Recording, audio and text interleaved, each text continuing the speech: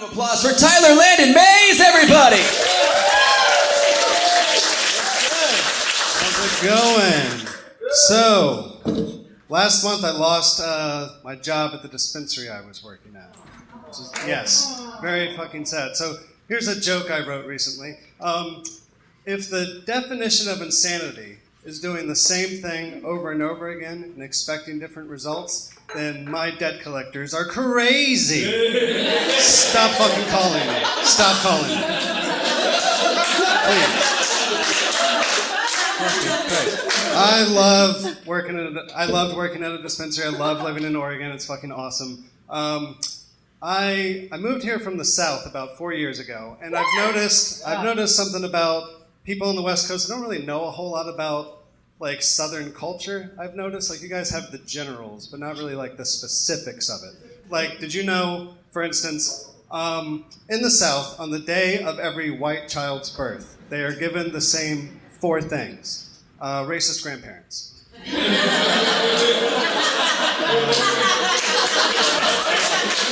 I feel bad telling that joke though. Only 75% of my grandparents were openly racist. My grandfather actually died recently, and I had to fly back to Virginia for his funeral. And I'm going to lay out a quick scene from the reception real quick. I'm sure you're familiar with this. There were 2 tables laid out, and there's some plates and knives and forks, and then a bunch of plates and bowls of food, and people are getting plates of food, and they're going and sitting down, and they're eating. And I'm standing in line with my uncle, and we've noticed after a couple minutes that the line's not really moving.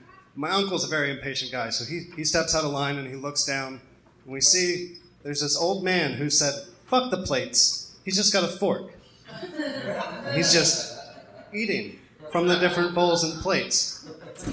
My uncle gets all furious and he goes, "Hey buddy, you're supposed to put food on your plate and then go sit down and eat. It's called a buffet." And then the old man goes, "I believe it's called a buffet." Then my uncle goes, "Oh, so you've heard of it."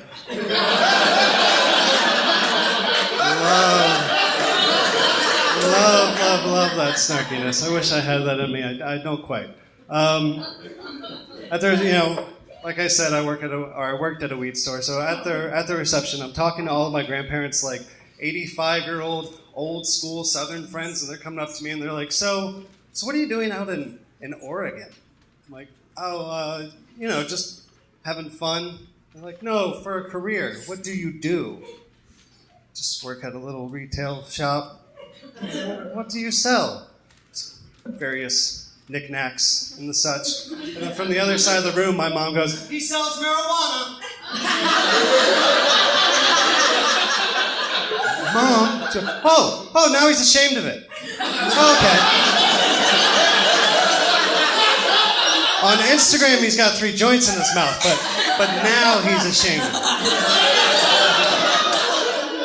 My mom has a great sense of humor, but in my opinion, it goes a little too far. When I was in 8th grade, my mom became a sex ed teacher. More specifically, my mom became a sex ed teacher in the county where I went to school. So, my sex ed teacher, in case you're wondering, that's not healthy, actually. So, on the very first day of sex ed, we're sitting there. It's already embarrassing enough that my mom is the teacher for this.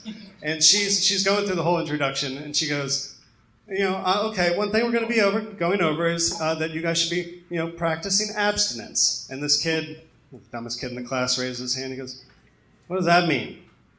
And my mom goes, "Why don't you ask Tyler? He practices abstinence every day." Oh, you accurate bitch. So not cool. So not cool. Super unprofessional here, but I can't see the light. I don't know how much time I'm supposed to have here. Okay. I have like 10 seconds left, but now I feel like I shouldn't end on that.